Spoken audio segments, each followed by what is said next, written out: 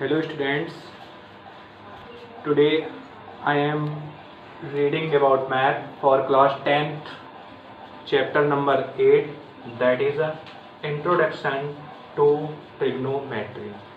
Clear? तो देखो basic चीज़ पहले सीखते हैं। क्लास 9th में इसको नहीं पढ़ के हैं, फर्स्ट टाइम आप पढ़ रहे हैं इसको। तो पढ़ने में क्या होगा कि ट्रिग्नोमेट्री, पहले इसका हम ये समझते कि इसका मीन्स क्या है। तो ट्रिग्नोमेट्री किस पर डिपेंड करती है? ट्रायंगल पर। किस पर डिपेंड करेगी? ट्रायंगल पर। उसका इंट्रोडक्शन पढ़ना है, मतलब कि ये फर्स्ट टाइम है इसलिए आपको इंट्रोडक्शन पढ़ाया जा रहा है। तो पहले इसका बेसिस सीखते हैं। ट्रिग्नोमेट्री किस पे डिपेंड है? ट्रायंगल पे। खासकर ट्रिग्नोमेट्री डिपेंड होती है, जो उसके ट्रिग्नोमेट्रिक रेशियोज होते हैं वो रेशियोज डिपेंड होते हैं किस पे? ट्रायंगल पे। कौन से ट्रायंगल पे? राइट ट्रायंगल पे। राइट ट्रायंगल किसे कहते हैं? The triangle which have one angle is right angle. मतलब जिस ट्रायंगल का एक एंगल राइट एंगल हो उसे हम क्या कहते हैं? Right angle triangle. और ट्रिग्नोमेट्री डिपेंड किस पे करती है? राइट एंगल ट्रायंगल पे। तो क्या होगा कि आपको इसमें ये बताना है कि परपेंडिकुलर, बेस और हाइपोटेन्यूज। फिलहाल क्लास 9th में पढ़ के आए, तो पहले ये छांटते हैं। तो बेस क्या होता है? ये बेस नीचे जो होगा, ठीक है, मतलब जिस पे परपेंडिकुलर लाई करेगा उसको बोलेंगे बेस। इसके बाद हाइपोटेन्यूज। हाइपोटेन्यूज किसे कहेंगे? सबसे longest side of the triangle is called hypotenuse. जो लॉन्गेस्ट साइड होगी उसको क्या बोलेंगे? हाइपोटेन्यूज। ये देखिए लॉन्गेस्ट साइड है, ए से सी तक की डिस्टेंस। इसके बाद परपेंडिकुलर। जो परपेंडिकुलर होता है कि जो 90 डिग्री की एंगल लाइन बनाती है उसको क्या बोलते हैं? परपेंडिकुलर। तो अगर बेस, हाइपोटेन्यूज एंड परपेंडिकुलर, ये तीन होंगे। इसके बाद अब बात करते हैं ट्रिग्नोमेट्रिक रेशियो की। तो देखो कोई एंगल लेट कर लेते हैं, जैसे कि मान लीजिए कि थीटा हमने, ठीक है, ये एंगल हमें 90 डिग्री पता है पर ये नहीं पता। अब हमें ये angle according to trigonometric ratio find करना है। तो देखो उसमें क्या होता है कि ट्रिग्नोमेट्रिक रेशियो कितने होते हैं? 6 होते हैं। कितने होते हैं? 6। देखो 6 कौन कौन से होते हैं? एक होता है साइन, दूसरा होता है कॉस, तीसरा क्या होता है? टैन, फिर क्या होता है? कॉट, फिर क्या होता है? सेक, फिर क्या होता है?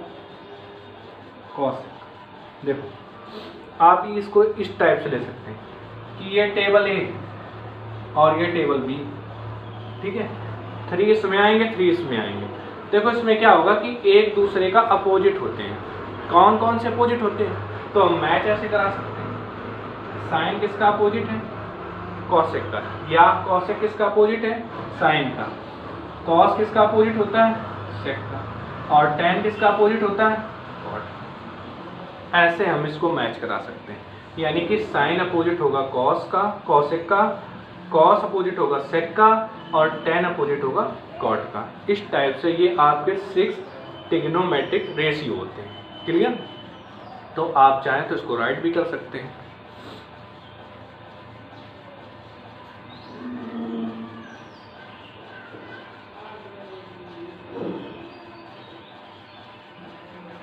देखिए इसको इस टाइप से भी राइट कर सकते हैं। Sine theta is equal to 1 by cosec theta, या we can write this cosec theta is equal to 1 by sine theta. Clear? cos theta is equal to 1 by sec theta. We can write this sec theta is equal to 1 by cos theta. Clear? इसके बाद क्या होता है? tan theta is equal to 1 by cot theta, और cot theta is equal to 1 by tan theta. तो इसमें देखिए क्या होता है कि ये 6 हो गए, एक दूसरे के क्या होते हैं? अपोजिट। अब आपको ये जानना जरूरी है कि एक कंफ्यूजन उठ रहा होगा कि थीटा, थीटा मीन्स यहाँ एक थीटा डिनोट करने के लिए दिया गया कि एंगल क्या है। थीटा की जगह अल्फा, बीटा, गामा कुछ भी ले सकते हैं, ईटा भी होता है, और ए बी सी भी ले सकते हैं, साइन ए साइन बी, साइन ए कॉस बी ए, टेन ए, इनकी वैल्यू आपको फाइंड करनी हो तो बात एक ही, यानी कि वो क्या हो गया एंगल। तो ये आपका क्या आ गया, ये फार्मूले हो गए ट्रिग्नोमेट्रिक रेशियो। क्लियर, तो राइट कर सकते हैं।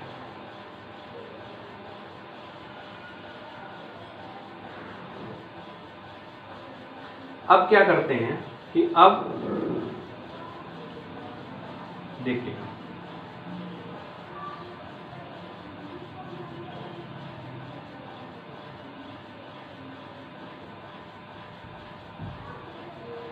अब हमें ये फाइंड करनी है पाइथागोरस थ्योरम।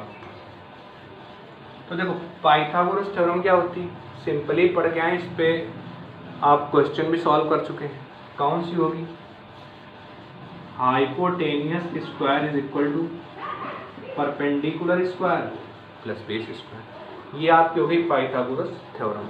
अब मान लीजिए कि इसमें से हमें केवल हाइपोटेनियस की निकालनी वैल्यू, तो ये रूट इधर लग जाएगा, तो रूट इज इक्वल टू क्या हो गया, P square plus P square, यानी perpendicular square plus base square. इससे हम हाइपोटेनियस भी फाइंड कर सकते हैं, और जब हमें परपेंडिकुलर या बेस फाइंड करना हो तो हम क्या करेंगे कि इसको इस साइड कर देंगे, और जो चीज़ फाइंड करनी है उसको इस साइड रखेंगे, बाकी को इधर ले आएंगे। तो इस टाइप से ये फार्मूला हो सकता है। अब बात आती है ट्रिग्नोमेट्रिक रेशियो के क्या फार्मूले होते हैं। सिंपली बेसिक फार्मूला यही होता है कि जैसे मान लीजिए कि आपको ट्रायंगल की प्रत्येक साइड की वैल्यू दी गई, अगर आपको एवरी साइड पता है तो आपको क्या करना है कि साइन थीटा की वैल्यू फाइंड करनी है। तो साइन थीटा का फार्मूला क्या होता है, परपेंडिकुलर अपॉन हाइपोटेनियस। तो इसको मैं ऐसे राइट कर सकते हैं, p अपॉन h। आपको मैं पहले बता चुका हूँ कि कॉसेक थीटा का क्या फार्मूला होता है। तो कॉसेक थीटा होता है अपोजिट, किसका अपोजिट होता है, साइन का। तो कॉसेक थीटा की वैल्यू क्या हो जाएगी, हाइपोटेनियस अपॉन परपेंडिकुलर। क्लियर। इसके बाद हम क्या कर सकते हैं, कॉस थीटा की वैल्यू निकाल लें। कॉस थीटा क्या हो जाएगा, बेस, बेस अपॉन हाइपोटेनियस। अगर यहाँ से हम सेक थीटा की वैल्यू निकालें तो क्या हो जाएगी, हाइपोटेनियस अपॉन बेस। क्या हो जाएगी, हाइपोटेनियस अपॉन बेस। इसी टाइप से टेन थीटा की वैल्यू निकालें तो टेन थीटा की वैल्यू क्या हो जाएगी, परपेंडिकुलर अपॉन बेस। और अगर यहीं कॉट थीटा की वैल्यू निकालते हैं तो बेस अपॉन परपेंडिकुलर। क्लियर। तो मतलब जस्ट अपोजिट होते हैं। यहाँ से अगर वैल्यू ऑफ द साइड दी गई ट्रायंगल में तो आप यहाँ से फाइंड कर सकते हैं इसको, ठीक है। बाकी ये तरीका होता है क्या, हाइपोटेनियस परपेंडिकुलर बेस एक चीज़ ना दी गई हो तो उसको फाइंड आउट कर सकते हैं। और अगर ट्रिग्नोमेट्रिक रेशियो की वैल्यू पूछता है तो आप यहाँ से इसको फाइंड कर सकते हैं, ठीक है। तो ये बात क्लियर हुई। देखिए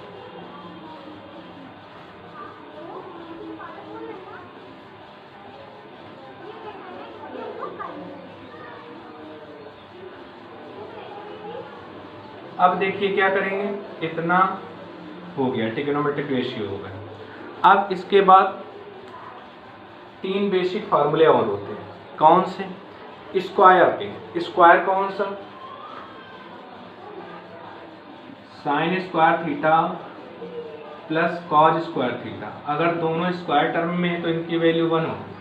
अगर हम यहीं से फाइंड आउट करते हैं कि साइन स्क्वायर थीटा क्या हो जाएगा, तो हम कॉस को इधर ले आए तो 1 माइनस कॉज स्क्वायर थीटा। और साइन थीटा की वैल्यू क्या हो जाएगी, अंडर रूट लग जाएगा 1 माइनस कॉज स्क्वायर थीटा।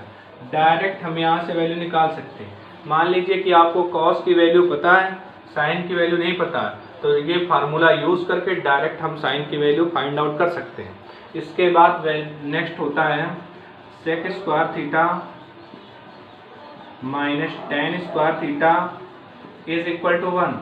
तो हम क्या कर सकते हैं, sec square theta is equal to 1 plus tan square theta. अब यहाँ से हम सेक थीटा की वैल्यू फाइंड आउट करेंगे तो क्या निकलेगी, under root 1 plus tan square theta.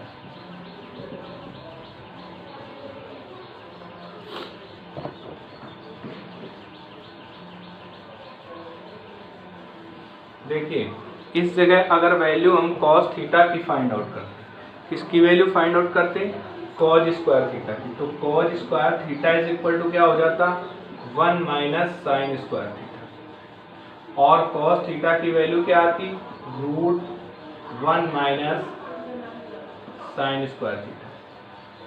Clear. अब इसी टाइप से इसमें अगर हम फाइंड आउट करते हैं किसकी वैल्यू, मान लीजिए हमें tan स्क्वायर की वैल्यू फाइंड करनी है, तो tan स्क्वायर की वैल्यू फाइंड करने के लिए क्या करेंगे 1 को इधर ले और tan को उधर ले जाओ, तो tan square theta is equal to हो जाएगा sec स्क्वायर थीटा माइनस 1। अगर यहाँ से tan थीटा की वैल्यू निकाल दे तो क्या निकलेगा root sec square theta minus 1, ये आ जाएगा। ठीक है। और एक थर्ड फार्मूला और भी होता है, वो फार्मूला होता है cosec square theta minus cot square theta is equal to 1। तो cosec square theta is equal to 1 plus cot square theta, cosec theta is equal to root 1 plus cot square theta. यहां से value किसकी find out करते हैं, मान लीजिए कि हमें कॉट थीटा की वैल्यू निकालनी, तो हो जाएगा cot square theta is equal to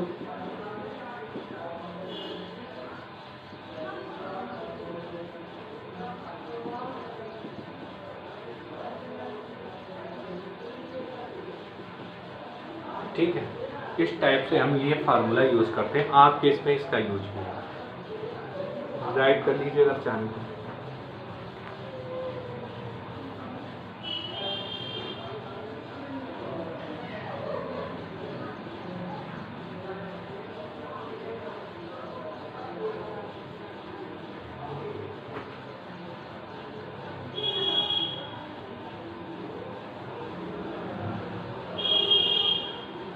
देखिए अब इम्पॉर्टेंट आपके लिए क्या है, अब आपको 0 to 90 वैल्यू फाइंड करनी पड़ेगी, मतलब 0 to 90 वैल्यू लर्न करनी पड़ेगी।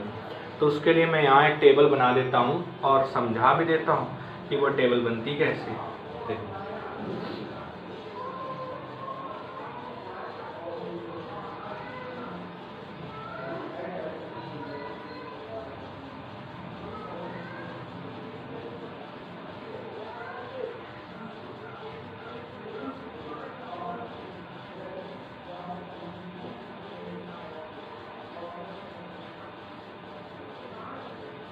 यहाँ 0 डिग्री हो जाएगा,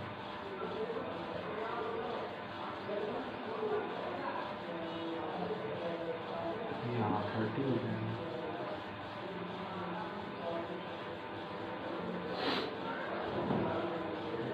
यहाँ 60 हो जाएगा, यहाँ 90 हो जाएगा।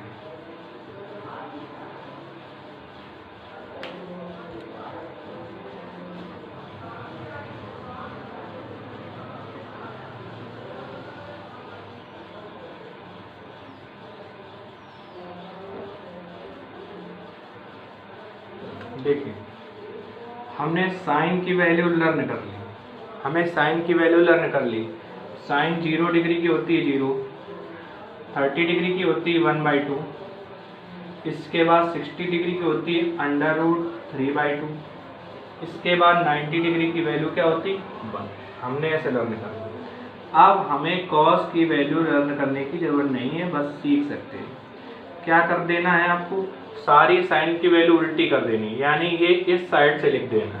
तो लिख दिया 1 √3/2 1/2 एंड 0। ठीक है। अब क्या करेंगे tan की वैल्यू, तो देखिए आप एक फार्मूला पढ़ चुके हैं, या ये 2 फार्मूले और याद रखिएगा।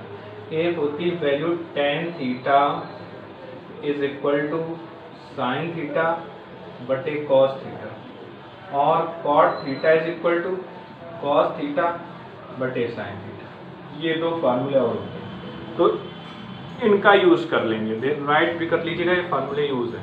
tan थीटा मतलब sine theta by cos theta, यानी साइन थीटा में कॉस थीटा से आपको डिवाइड करना। साइन की वैल्यू 0 है, 1 से डिवाइड करेंगे तो क्या आएगी 0। 1/2 में √3/2 से डिवाइड करेंगे तो क्या आएगा 1/√3।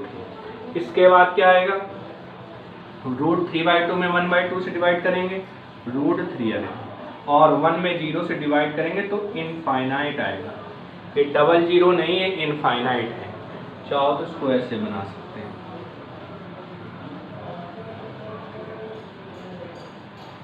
अब देखिए, इसका जस्ट उल्टा कर देंगे तो हमारे पास क्या वैल्यू आ जाएगी,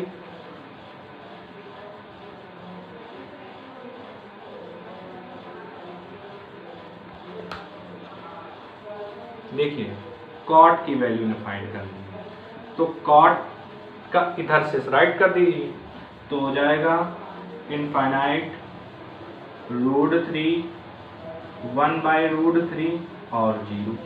ये बन गई इसकी वैल्यू। अब हम इसी टाइप से सेक और tan की भी निकाल सकते हैं।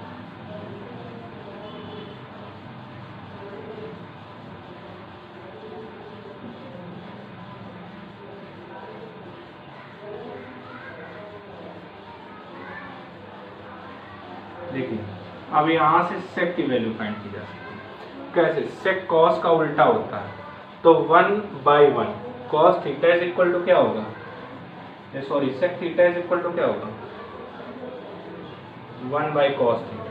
डिवाइड करो, 1 में 1 का उल्टा करेंगे तो 1 ही आएगा, 1/1। √3/2 का उल्टा करेंगे रेसिप्रोकल 2/√3 आएगा, और 1/2 का उल्टा करेंगे 2 आएगा, और 0 का उल्टा करेंगे इनफाइनाइट हो जाएगा, क्योंकि 1/0 की वैल्यू क्या होगी, इनफाइनाइट। अब क्या करेंगे, जस्ट उल्टा कर दो कॉसेक में, तो कॉसेक में करेंगे तो इनफाइनाइट 2/√3 एंड 1। तो इस टाइप से आप श्रेणी को लर्न कर सकते हैं आसानी से, सिंपली मेथड। तो दैट्स ऑल, ये आपका बेसिक हो गया इंट्रोडक्शन टू ट्रिग्नोमेट्रिक चैप्टर। यहाँ से मतलब बेसिक फार्मूला और बेसिक मेथड मैंने बता दिया, आगे आपको क्वेश्चन सॉल्व कराए जाएंगे। Thank you for watching.